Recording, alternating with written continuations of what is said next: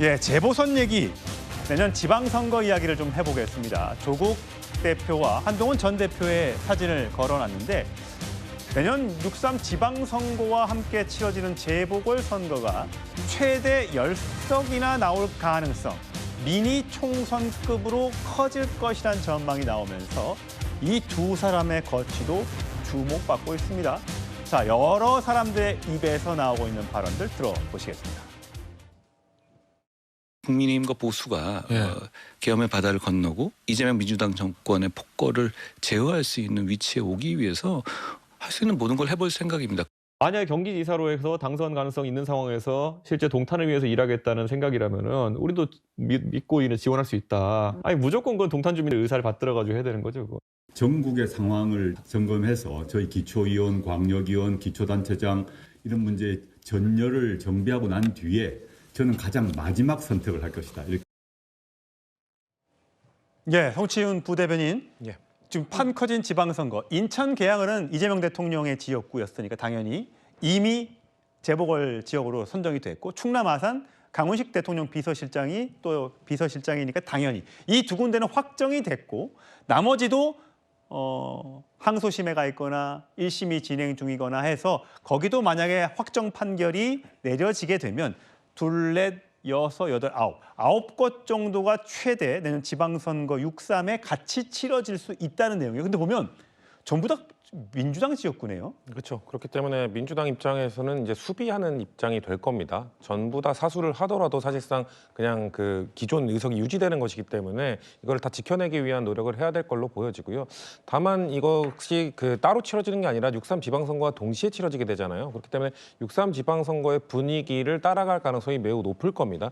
사실 지방선거 같은 경우에는 집권 여당에 대한 좀 견제 그 심리 때문에 야당을 지지하는 세가 높을 경우도 많고 아니면 그 같은 해에 치러지는 허니문 선거일 경우에는 여당에게도 그래도 힘을 다시 또 실어주는 경우가 많은데 내년 같은 경우에는 지금 국민의힘의 지지율이나 뭐 윤석열 전 대통령과의 절연을 잘 못하고 있는 이런 지지부진한 상황들을 봤을 때 전 여당에게 저희 당에게 참 유리한 상황이 펼쳐질 걸로 예상이 되기 때문에요. 아마 이 미니 총선이라 불릴 수 있는 뭐 몇 석이 최종적으로 될지 모르겠습니다만 이 국회의원 재보궐선거 역시 지방선거의 흐름과 같이 민주당이 그래도 수성하는 쪽으로 좀 갈 거라고 예측을 하고 있습니다. 예, 과연 어떤 정치인들이 지방선거, 지방자치단체장에 도전을 할지 아니면 재보궐선거에서 국회로 입성을 도모할지는 아직은 알 수 없는데 한동훈 전 대표 어디 출마할지 상황 봐야 한다. 이준석 개혁신당 대표 경기지사 나가는 것 아니야? 라는 얘기에 뭐 속단할 수는 없지만 물론 지금 지역구를 지키겠다는 생각이 좀 더 강한 것 같습니다.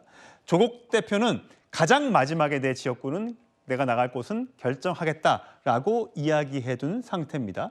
그래서 여러분들에게 이제 판례를 드리고 거기에 이제 적어보는 시간을 좀 가질까 합니다. 사실 이준석 개혁신당 대표 같은 경우는 여러 가지 훈수를 두는 것으로 유명하죠. 한동훈 전 대표를 향해서는 여기 출마해라라고 얘기한 적이 있습니다.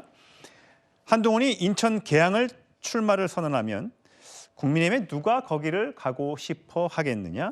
선점하는 게 제일 낫다.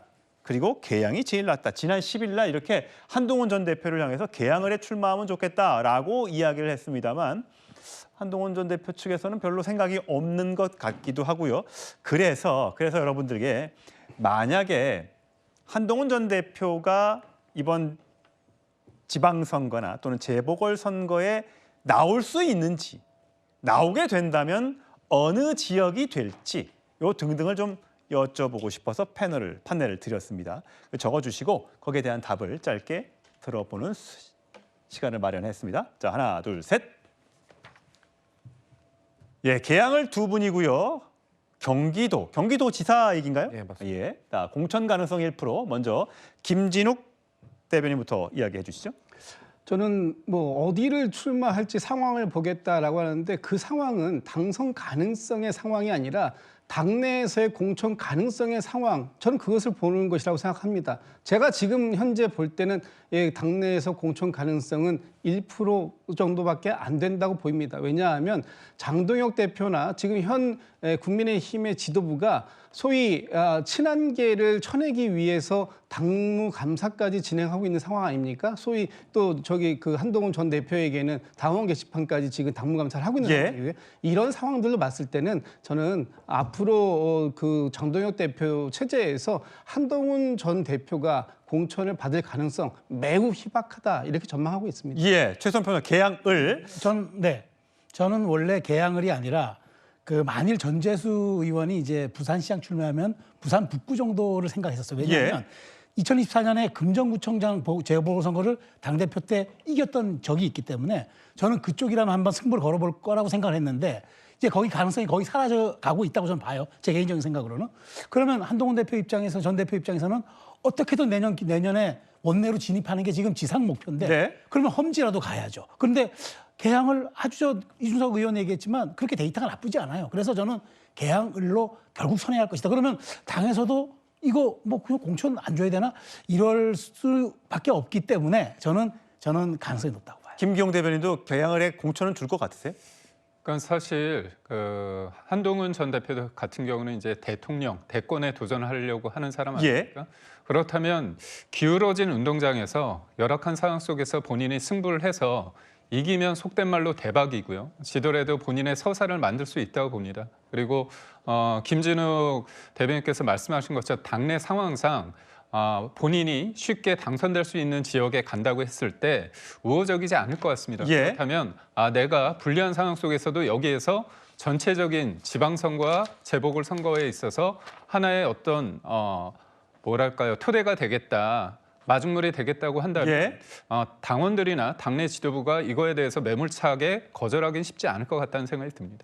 신박한 의견을 주신 성치훈 부대변인. 저는 험지 아니면 그 공천받을 가능성이 제로에 가깝다고 보기 때문에 근데 험지에 나간다 하더라도 추구 전략이 있어야 되거든요.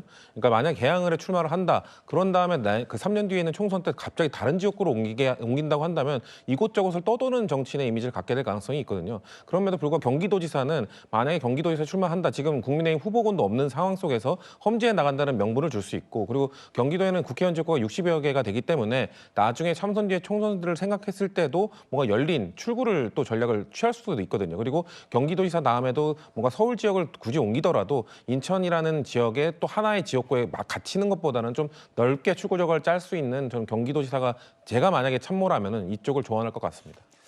한동훈 전 대표는 어떤 생각을 갖고 있을까요? 일단 당내 상황부터 빨리 정리가 돼야겠죠.